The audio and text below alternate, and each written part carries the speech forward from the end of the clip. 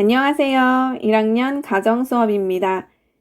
지난주 목요일 날 우리 개학을 했었죠? 그래서 목요일, 금요일 1학년 등교를 했었는데요. 그 등교 수업 때 선생님과 만났던 반 학생들은 이 1차 시 합리적인 소비생활 단원 내용은 건너뛰시고 2차 시 책임있는 소비생활 수업을 수강하면 되겠습니다. 자, 그런데 지난주 금요일 날 선생님과 만났지만 끝까지 수업을 다 하지 못했던 반이 있었습니다. 6반 학생들. 6반 학생들은 사진 찍는 작업 때문에 앞부분 조금만 하다가 말았는데요. 그 6반 학생들은 이 1차 시, 2차 시 두 개의 수업을 끝까지 다 수강을 해야 합니다. 자, 수업에 들어가기에 앞서서 여러분들이 준비해 줘야 될 게 있습니다. 오늘은 활동지가 올라가져 있습니다. 한글 파일 또는 PDF 파일을 열어서 합리적인 소비생활 활동지라고 파일이 올라가져 있을 겁니다. 그 텍스트 파일을 열어서 오늘 수업 내용을 들으면서 거기에 빈칸을 채워가며 수업을 들으시면 됩니다. 자, 학습지는 어떻게 생겼냐? 한 장, 그리고 2장짜리의 활동지입니다. 자, 이 2장짜리의 활동지를 앞뒷면, 양면으로 출력을 하셔서 여기에 맞는 내용들을 채워가며 수업을 들을 거고요. 이 활동지를 먼저 출력을 해주면 제일 먼저 해야 될 건 여기에 반, 몇 반, 몇 번인지, 반 번호, 그리고 이름을 먼저 쓰고 수업에 임하면 되겠습니다. 이 활동지는 다 작성해서 제출을 할 거예요. 어떻게 제출하냐? 온라인 클래스 과제 제출방 카테고리가 있을 겁니다. 그 과제 제출방 카테고리에 반별로 자기 반 클릭하여서 거기에 활동지를 업로드 해주면 되겠습니다. 자, 오늘의 학습 순서입니다. 오늘의 학습 순서는 우리 지난 시간, 그러니까 방학하기 전에 배웠던 내용 잠깐 상기해보고요. 오늘의 학습 주제인 합리적인 소비생활이 무엇인지, 과연 합리적인 소비생활을 어떻게 실천할 수 있는지 그 내용 학습을 한 후 실천 과제로 합리적인 소비를 하기 위해서 어떤 구매 의사결정 과정을 거치게 되는지 직접 실천해 보도록 하겠습니다. 자, 지난번에 방학하기 전에 각자 자신의 소비 성향에 대해서 한번 체크를 해보긴 했었는데요. 과연 그때 비합리적인 소비를 했던 학생들이 지금도 비합리적인 소비를 그대로 하고 있는지 아니면 좀 더 계획적인 소비 패턴으로 변화가 있었는지 체크 한번 해보도록 하겠습니다.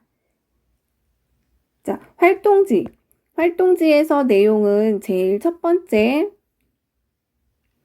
왼쪽에 있는 나의 소비 성향 알아보기 이 내용이고요. 여기에서 4가지 중에 내가 한 가지를 골라주면 되는 겁니다.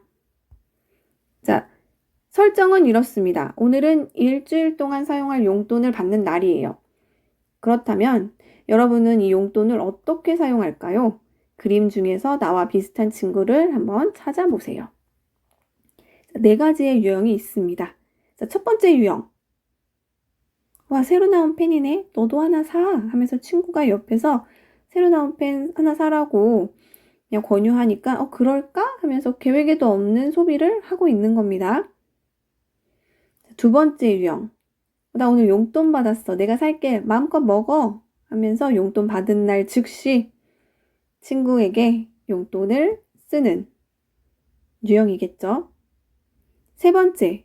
나 공책 사야 되는데 새로 나온 게임 CD도 사고 싶네. 게임 관련된 거 사고 싶어. 그렇지만 꼭 필요한 공책을 사야겠지? 하면서 공책을 사러 가는 유형입니다. 네 번째. 와, 친구가 자기가 새로 산 옷을 자랑하고 있어요. 멋있지? 이거 엄청 비싼 거야. 어때? 그러자 이 친구가 와, 나도 용돈 받았어. 그러니까 이 용돈 모아서 살래. 하면서 친구가 산 것을 따라서 바로 사려고 하는 유형입니다. 자, 여러분은 이 4가지 유형 중 어디에 속하나요?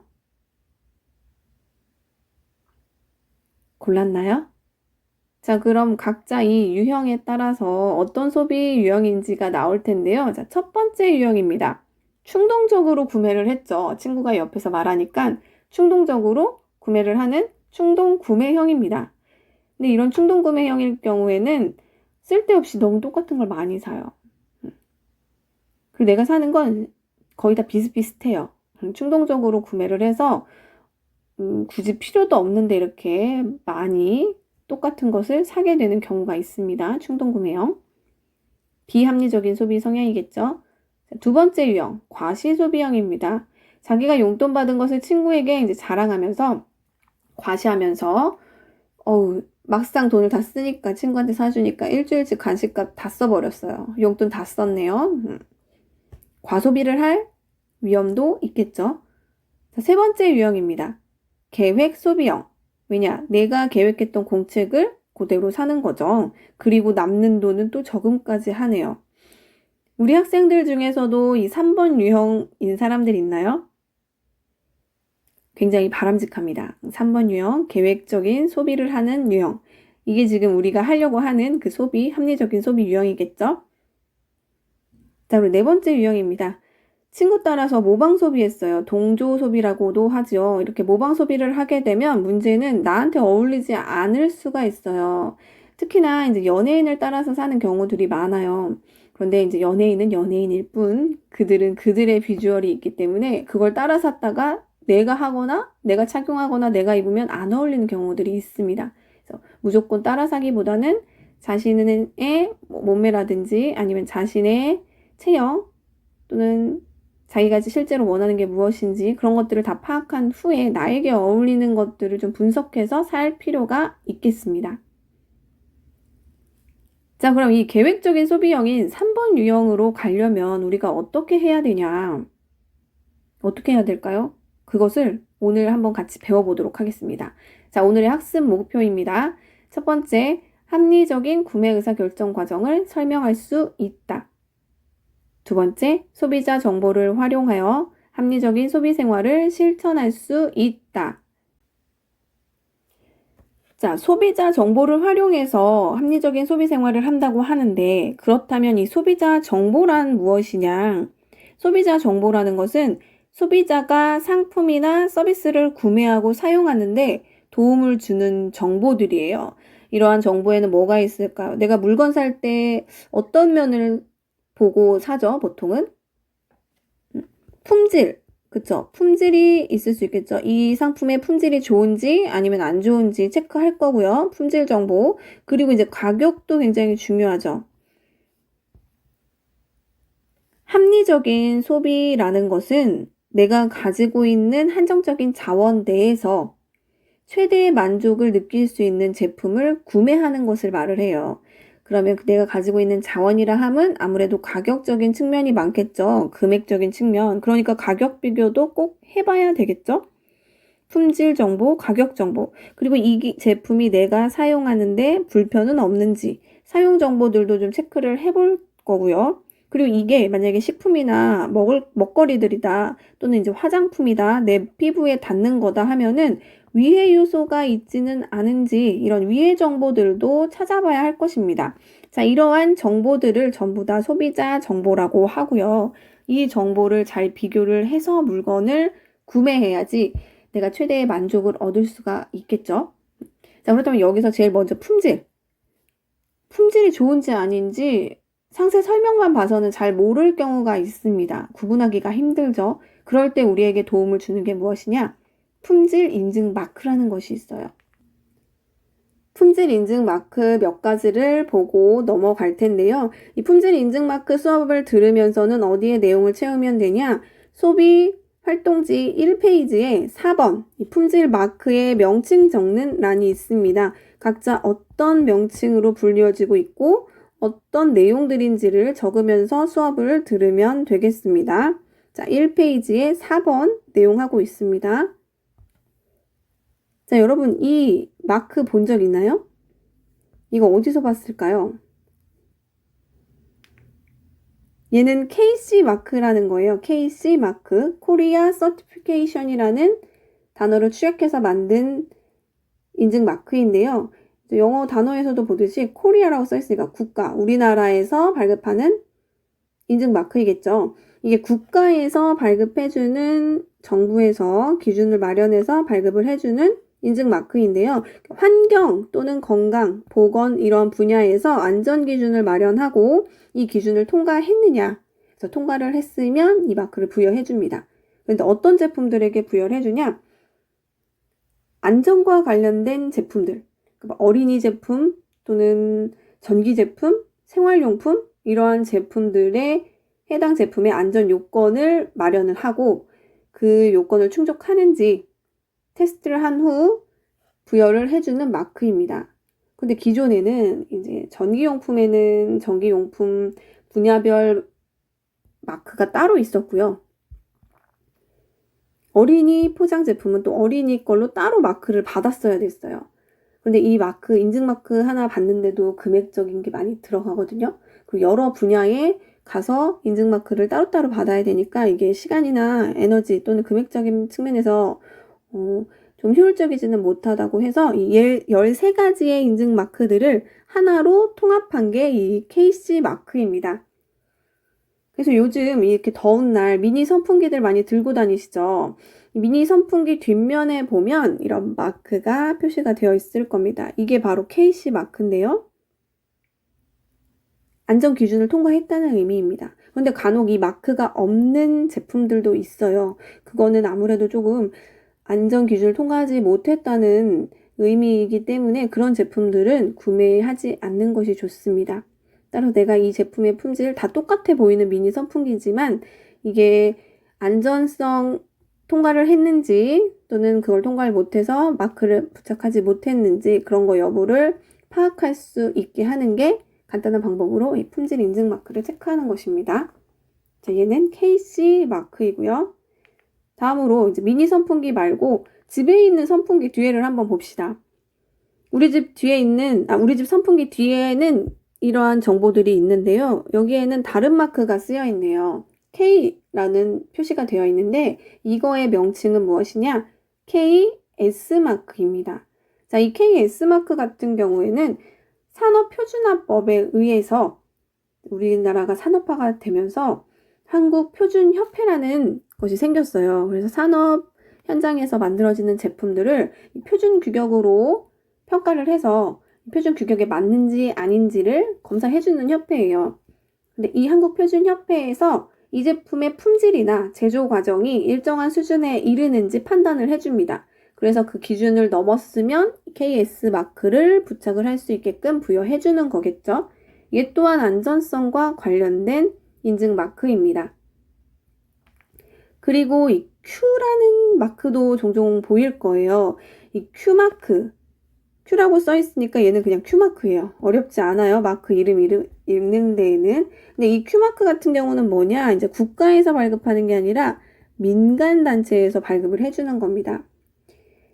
이 KS가 한국표준협회에서 일정한 기준을 마련을 한 거라고 했잖아요. 그런데 간혹 이런 손전등 같은 경우에는 그런 KS 기준이 마련되어 있지 않아요. 그렇다 보면 KS 마크를 인증을 받을 수가 없어요. 기준이 없기 때문에. 그래서 민간연구원에서 이 손전등 같은 경우에는 이 손전등 해당 산업과 관련돼 있는 그 분야에서 민간 연구소가 있을 텐데 그 연구소에서 품질 테스트를 맞춰서 얘가 안전하다라는 걸 통과하면 이 Q마크를 부여해 주는 겁니다. 성능 평가하고요. 안전성 평가를 해서 Q마크를 달아주는 겁니다. KS 기준이 없는 제품에 한해서 그러니까 이 Q마크도 안전진단 통과했다고 볼 수 있습니다. 자, 그럼 이제까지는 안전과 관련된 인증 마크들을 살펴보았고 다음으로는 환경과 관련된 마크를 좀 보겠습니다. 요즘 환경 굉장히 중요해지고 있죠. 그래서 우리가 친환경 제품들을 많이 사용을 해야 할 텐데요. 여기 친환경이라고 쓰여 있는 이 초록색 마크는 환경 마크입니다. 환경 마크. 그리고 오른쪽에 굿 리사이클드라고 써 있는 이 물결 표시 있는 초록색 마크는 앞 글자를 따서 GR 마크라고 합니다. 환경 마크는 당연히 이 제품을 원재료부터 제품 생산 또는 사용, 폐기하는 과정에서 에너지를 좀 덜 사용하고 친환경적으로 제품이 만들어졌다는 걸 인증하는 환경 마크이고요. GR 마크 같은 경우엔 리사이클드 해서 재활용과 관련이 있습니다. 우수 재활용품에게 부여되는 마크입니다. 재활용도 전부 다 잘 재활용이 되는 건 아니에요. 어떤 제품은 재활용을 할 수 있는 페트병이나 또는 병류나 이런 거긴 하지만 실질적으로 재활용을 하는데 오히려 에너지가 더 낭비되는 제품들도 있습니다. 간혹 뭐 코팅이 너무 많이 되어 있다던가 그럴 경우에는. 따라서 GR 마크를 획득해서 부착이 되어 있다는 것은 조금 더 환경을 생각해서 만들었다는 거겠죠. 자, 그리고 이제 환경과 관련된 마크들에는 에너지 절약 마크 또는 에너지 소비 효율 등급 마크 이러한 것들도 있습니다. 이 에너지 소비 효율 등급은 가전제품에서 아주 많이 볼 거예요. 에너지 절약도 그렇고 냉장고, 세탁기 또는 뭐 선풍기도 그렇고 자동차도 에너지 소비 효율 등급들이 붙어 있고요. 웬만한 제품들에는 이 제품이 얼마큼 1등급인지 5등급인지 체크가 되어 있습니다. 여기서 1로 갈수록 더 좋은 겁니다. 1등급일 경우에 에너지를 좀 더 절감하면서 제품 성능도 우수하다는 의미입니다. 자, 그럼 이제 안전 인증 마크와 환경 인증 마크들을 살펴보았는데 여러분들이 지금부터 해야 될 건 무엇이냐? 생활 속 숨은 환경 마크를 찾아내는 것입니다. 친환경 마크를 찾는 것도 좋고요. 아니면 안전과 관련된 마크들을 찾아보는 것. 우리 집에서 내가 쓰고 있는 제품들은 과연 안전 기준을 통과한 제품들일까? 환경을 생각한 제품들일까? 이런 의식을 좀 가지면서 내가 쓰고 있는 제품들 한 번씩 확인해 보시길 바랍니다. 소비자 정보를 여러 가지를 파악을 해야 하는데 품질과 관련해서도 인증 마크 같은 걸 체크를 해보고 그리고 이제 가격 정보, 사용 정보, 위해 정보 이런 것들 내가 물건을 하나를 구입하려면 그 소비자 정보를 어디에서부터 얻게 되느냐에 따라서 이 정보의 원천이 세 가지로 구분이 됩니다. 개인적인 원천, 상업적인 원천, 그리고 중립적인 원천이라고 해서 간단해요. 내 친구나 내가 아는 지인들 또는 인터넷 후기, 댓글 이런 것들을 보고 물건을 구입했느냐 아니면 상업적으로 회사가 제품을 팔기 위해서 제공하는 광고나 전단지 이러한 것들을 보고 정보를 얻었느냐 또는 중립적인 기관이니까 정부에서 제공하는 정보들 그런 것들을 보면서 내가 물건을 구입을 했느냐 이 세 가지로 구분이 된다는 의미예요. 자, 그럼 사진을 보면서 각 사진에 해당하는 것이 어떤 소비자 정보의 원천인지 어디서부터 정보를 얻게 된 것인지를 파악해 보도록 하겠습니다. 자, 이 그림은 무엇이냐? 친구 또는 내 주변에 있는 사람이 정보를 제공해 주는 거예요. 야, 이 제품 괜찮대. 이거 한번 써봐. 아니면 야, 여기서 가습기 살균제 같은 경우에 그 제품 그거 써가지고 사람들이 지금 몇 명이 죽었대더라. 이렇게 정보를 친구나 지인한테서 듣는 것을 개인적인 원천이라고 합니다. 소비자 정보의 원천 중에서도 개인적으로 얻게 되는 정보잖아요. 그래서 개인적인 원천이라고 하는 겁니다. 자, 이 개인적인 원천에는 특징이 있어요. 비교적 정보를 쉽게 얻을 수 있습니다. 그렇죠? 친구가 내 옆에서 그냥 이거 어때? 물어보면 바로 대답이 나오죠. 그런데 단점은 지극히 주관적입니다. 그리고 전문성 없어요. 내 친구도 나랑 똑같은 입장입니다. 전문가가 아니에요. 그러다 보니까 전문성이 부족하고 주관적인 제품 정보를 알려주다 보니까 내가 그 물건을 구입했을 때 내가 원하는 제품이 아닐 수도 있습니다. 자, 지금 이 소비자 정보의 원천을 구분하는 이유는 각 정보의 원천마다 특징이 있어요. 장단점이 있으니까 이 장단점을 알고 그 정보를 비판적으로 판단할 수 있어야 되는 것을 공부하고 있는 겁니다. 자, 두 번째 사진입니다. 두 번째 같은 경우는 삼성전자에서 제가 사진을 가져왔는데요.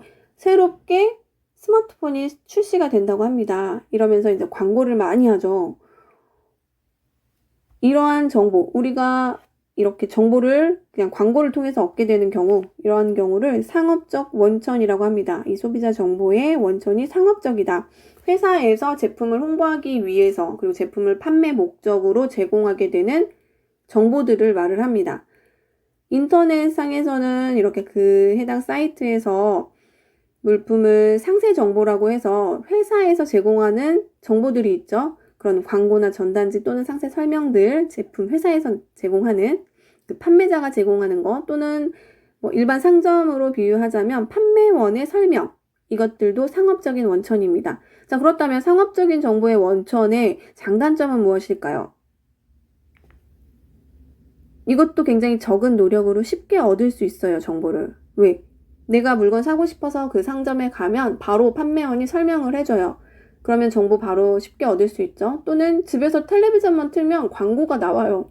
그 인터넷 접속하면 광고들 막 팝업 뜹니다. 광고를 쉽게 접할 수는 있습니다, 정보를. 그런데 단점은 장점만 말해요.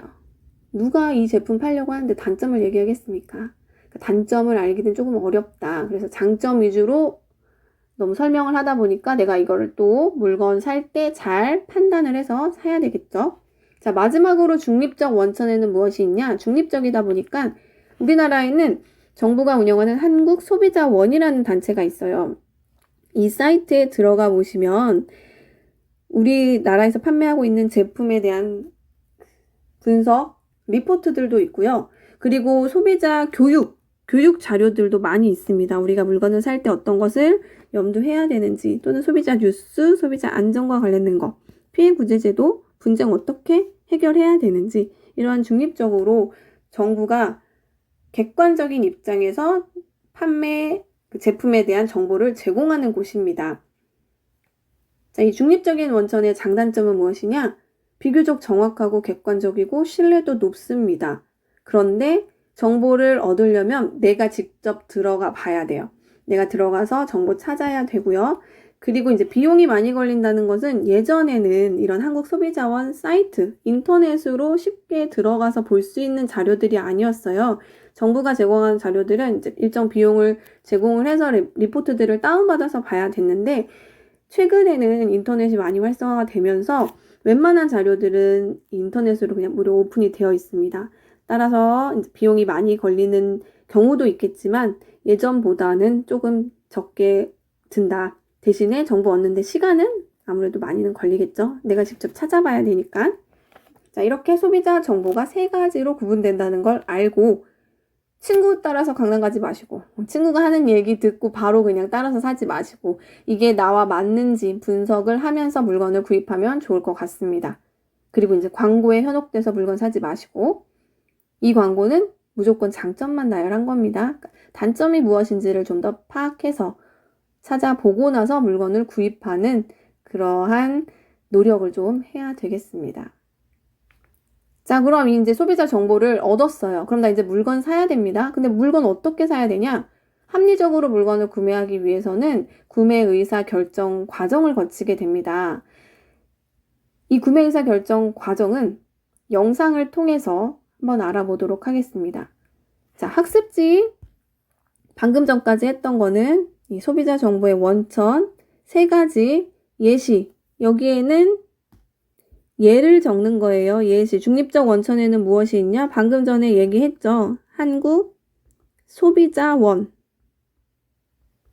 그리고 상업적 원천에는 무엇이 있었죠? 뭐 광고 또는 판매자의 설명 또는 전단지, 그런 내용들을 적어주시고 특징을 바르게 연결해보는 겁니다. 방금 전에 3가지의 특징을 다 얘기했습니다. 자, 연결을 해보시고 그 다음에 이제 영상, 유튜브에 열공뮤직이라는 분이 올려준 구매 의사결정 과정 간단하게 잘 올려놓은 것 같아서 그 영상을 보면서 구매 의사결정의 5가지 단계가 무엇인지를 채워 넣는 것입니다. 자, 그럼 구매 의사결정 과정 내용을 한번 듣도록 하겠습니다.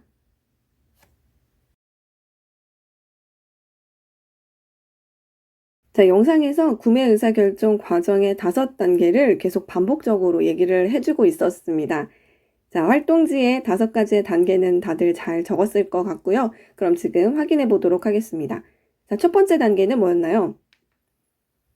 문제의 인식. 그렇죠. 내가 물건을 일단 구매를 한다는 생각을 하는 건 이 물건이 필요하다는 필요성을 인식을 해야 합니다.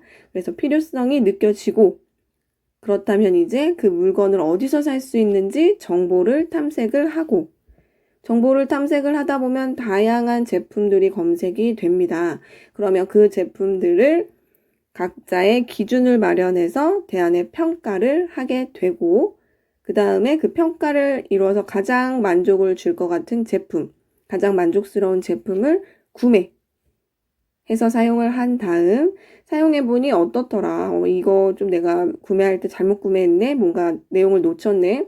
단점을 너무 파악을 안 했었네. 이런 식으로 평가를, 구매 후 평가를 해서 5가지의 단계를 거치는 게 합리적인 구매를 할 때 거치는 구매 의사결정 과정입니다. 자, 이 중에서 중요한 거는 이제 정보 탐색, 정보를 잘 탐색을 하고 대안 평가하는 것이 2가지가 좀 더 중요하다고 할 수 있을 텐데요. 정보 탐색 같은 경우에는 인터넷에서 정보를 얻을 수도 있고, 또는 아까 소비자 정보의 원천 3가지 배웠었죠. 친구나 지인, 주변으로부터 이야기를 들을 수도 있고, 또는 판매자의 설명을 들을 수도 있고, 광고, 또는 내가 직접 정보를 찾아 들어가서 정부 기관에서 발급을 하는 그런 리포트를 볼 수도 있고, 다양한 곳에서 정보를 탐색할 수 있을 것입니다. 자, 그리고 대안의 평가라는 무엇이냐? 대안이라는 것은 내가 물건을 살 때 어떤 기준으로 물건을 살 것인가, 그 기준을 좀 마련을 하는 거라고 생각을 하면 되겠는데요. 여러분들은 한정된 자원에서 물건을 구매하다 보니까 이제 가격 정보가 중요하겠죠. 그래서 그 대안으로 가격을 넣고요. 가격 다음에는 이제 물건을 살 때 가장 중요하게 보는 건 품질이겠죠. 이게 질 나쁜 건 아닌지, 너무 저급의 물건은 아닌지 확인을 해볼 거고요. 그리고 나서 또 뭘 볼까요? 저 같은 경우는 이제 뭐 제품 사용하는 뭐 스마트폰이다 예를 들면 이제 사용의 편리성. 스마트폰 사용하기 너무 어려운데 직관적으로 봤을 때 바로바로 사용할 수 있는 그러한 편리성이 있는지 사용의 편리성도 확인을 해볼 거고요. 그리고 또 브랜드.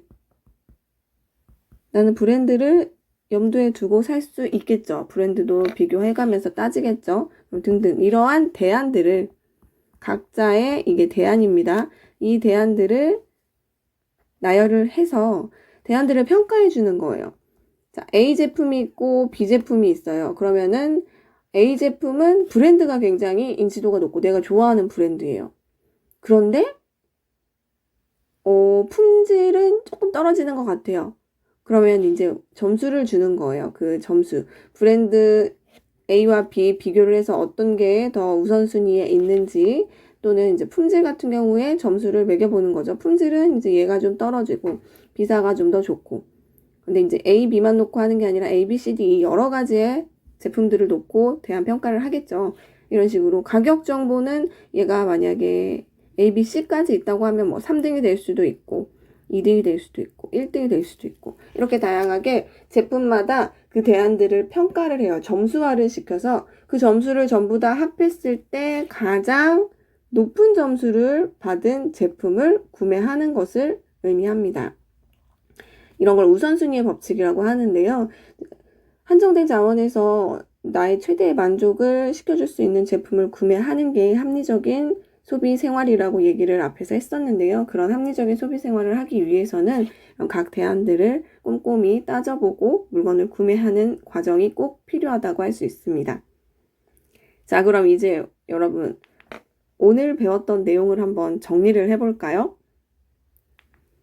자, 오늘의 학습 목표는 이 2가지였습니다. 그럼 이 2가지에 잘 도달할 수 있는지 학습 정리를 해보도록 하겠습니다.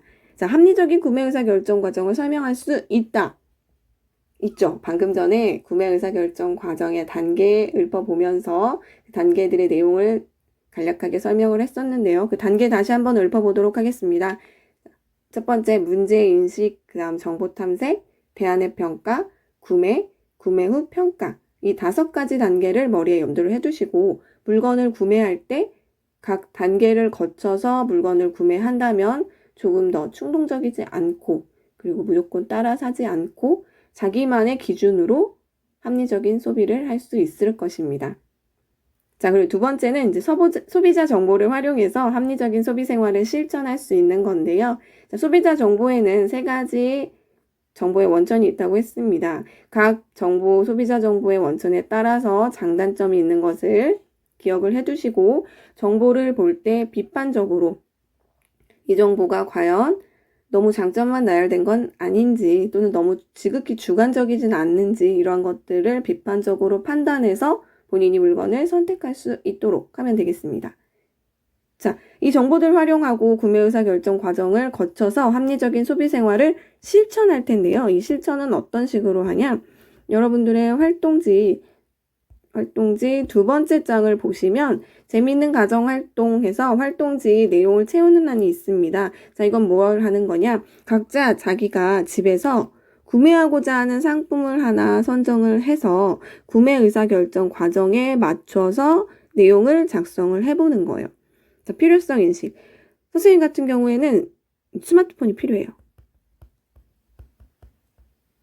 자, 그럼 이제 스마트폰이 필요하니까 그 상품을 적고 그 이유, 왜 필요한지, 스마트폰이 고장이 나거나 제품이 제대로 기능을 하지 않는 거, 그 이유를 적어 주시고, 그리고 이제 정보 탐색을 본인들이 직접 해보는 겁니다.